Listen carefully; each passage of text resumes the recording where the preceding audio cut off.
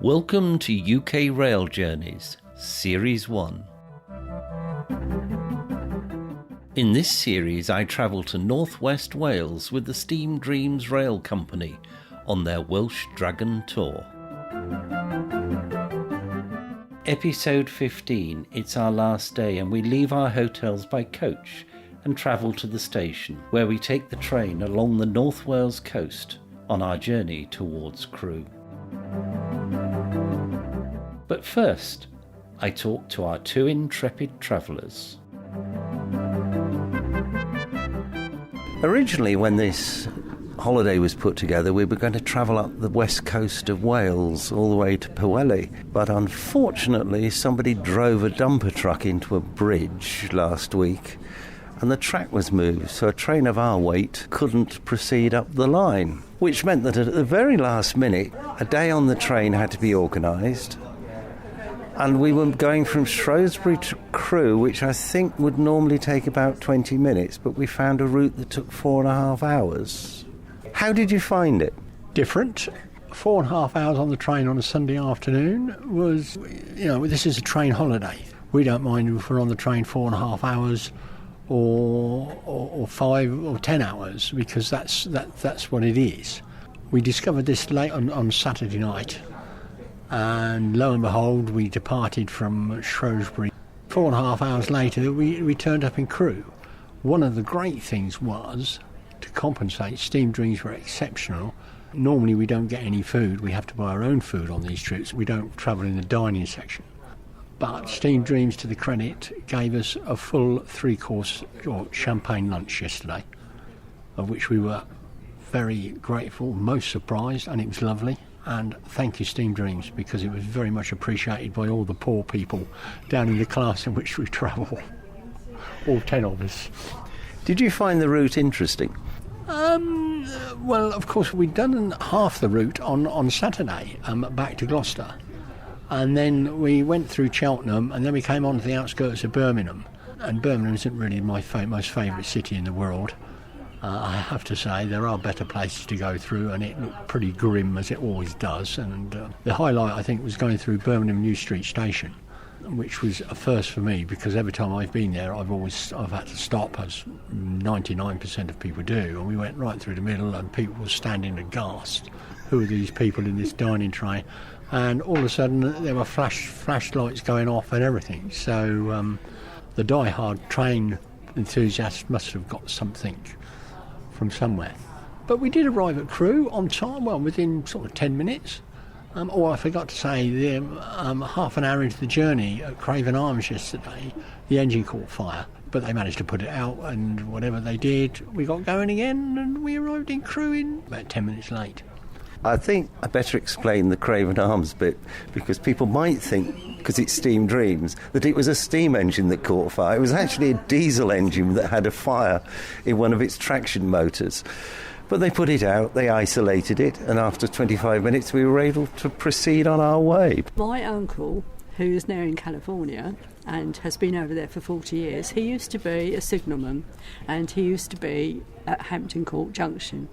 So it was quite interesting seeing Birmingham New Street signal box, which was different. I've never seen one of those, and the one in Shrewsbury, which unfortunately I didn't get a picture of. It's a very high-profile signal box in Shrewsbury. The big one at the south end, supposed to be the biggest manual signal box in the world with 180 levers. The one at the other end, which is nobody ever talks about, it's got a mere 120 levers. I think both are listed, and yes. Network Rail won't get rid of them because they know there'll be such. But you look at Shrewsbury Station and you've got that beautiful set of junctions, and everything goes round that signal box. It's quite fascinating. Anyway, you got to Crewe, bundled on a coach, and a couple of hours later we arrived in Carnarvon.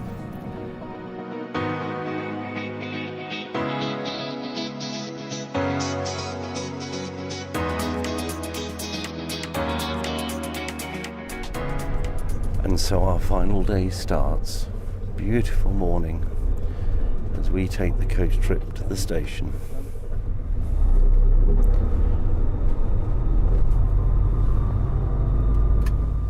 short stop on our coach journey to admire the magnificent scenery. The opportunity for a photo stop as we travel towards our train. The roads in this part of the world are pretty narrow, so we have to keep slowing down to allow people to pass coming the other way. And interestingly, our coach driver has stopped a couple of times to allow the traffic behind him to get past. He's a gentleman.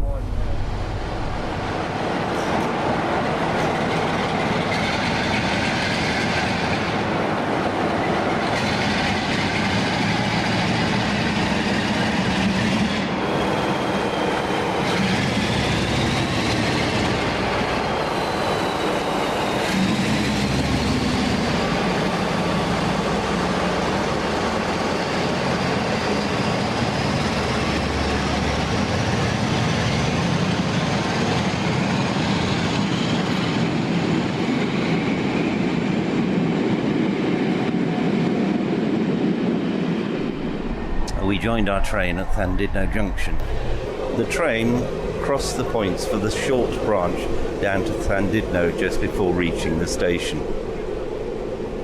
The junction acts as a junction for trains going to Llandudno and along the Conwy Valley line, opened on the 16th of June 1863. This line runs for 27 miles to Blaenau Festiniog. A station first opened here on the 1st of October 1858, and the current station on the 1st of October 1897. Over the years, the station has been remodelled and re-signalled, with the current power signal box opening in 1985. 301,000 passengers used the station in 2019-20, and a further 117,672 passengers changed trains here. We leave the station a minute late. We passed over the A470, the 186-mile trunk road running from Cardiff to Glan-Conwy, before crossing the junction for the Conwy Valley line. We next pass near to the site of the closed Mockdra and Parba station, which opened on the 1st of April 1889. It then closed on the 1st of January 1917 for austerity reasons during World War I, and reopened on the 5th of May 1919, finally closing on the 5th of June 1931. When the line was moved in 1983, the site of the old station was covered by the A55, which is also known as the North Wales Expressway.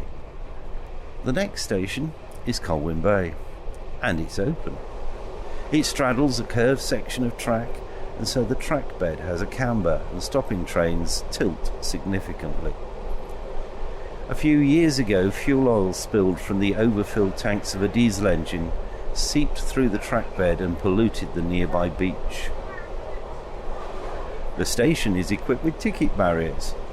There are special blue lights in the toilets to stop people abusing drugs. There's a footbridge, sheltered seating and lifts to provide step-free access to each side of the station. The station was used by 271,000 passengers in 2019-20, and 635 people changed trains here.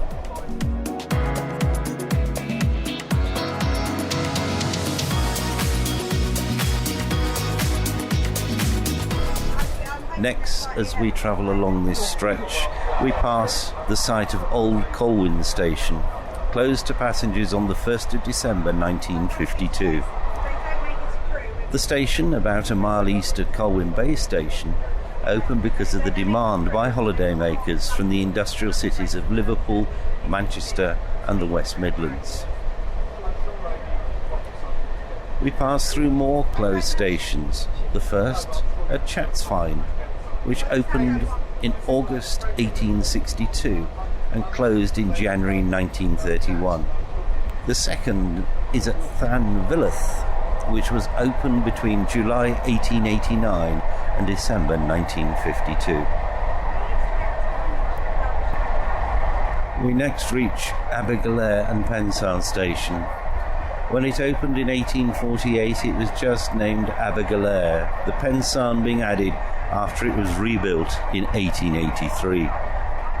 The station is convenient for the sea, and in 1935 and 1936 it hosted 2 LMS camping carriages, which increased to 3 from 1937 to 39. British Railways placed 9 camping carriages here between 1954 and 1971. On the 20th of August 1868, the Irish mail hauled by the locomotive Prince of Wales collided with some runaway goods wagons which were on the running line between this and the next station going west.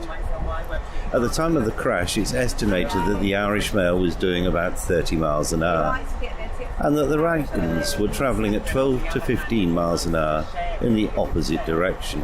The speed wasn't the cause of the catastrophe. 2 of the runaway wagons carried 50 wooden barrels of paraffin oil. That's about 1,700 gallons.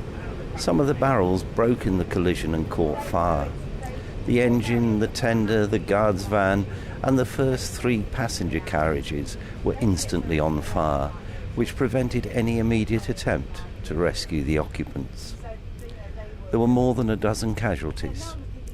Coinage, gold and silver, melted in the heat, and the deceased were only identified from their possessions. The Irish mail with the remaining passengers continued on its journey later that day. In 2019-20, passenger numbers increased by 2,500 to 76,000. We now run through the closed station at Vareed. Stations serving this location have had a checkered history. The station first opened on the 5th of October 1858 and then closed on the 20th of April 1885. A new station opened on the 11th of May 1885, which closed on the 2nd of July 1917. It reopened after the First World War austerity measures on the 1st of July 1919. It then closed again on the 5th of January 1931, only to reopen on the 4th of June 1938 with a different name, Kinmel Bay Halt. Just over 3 months later, on the 10th of September 1938, the station closed again, only to reopen on the 19th of June 1939. This reopening was again short. It closed for the final time on the 2nd of September 1939.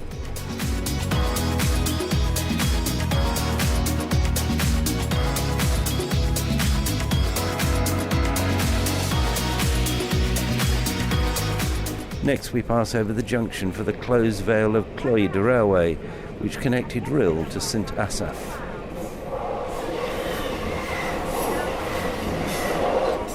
Passing through Rhyl railway station, the town, still a popular holiday destination, although violent crime and sexual offences in the town have risen every year since 2016. According to the figures, it is one of the most violent and deprived areas in the whole of England and Wales. The trend only stopped during the recent lockdowns when the nighttime economy shut down. In 2019-20, the number of passengers using the station reduced to 504,000. Next, the closed junction for Diserth Mineral Railway, which was built to carry quarried stone and coal. The line closed in September 1973.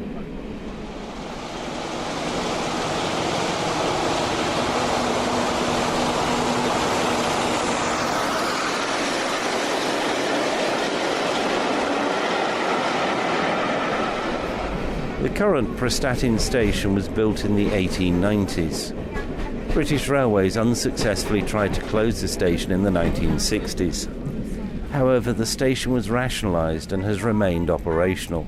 In 1979, the station was renovated and is used by services from Cardiff Central, Birmingham International and Manchester to Holyhead and for Llandudno, with West Coast mainline trains to Euston.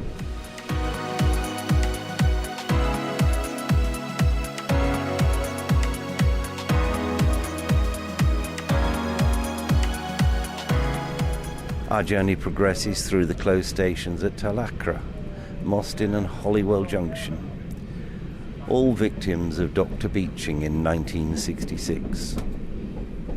The Italian 8-station building, now used as a private home, and the signal box at Holywell Junction are both Grade 2 listed.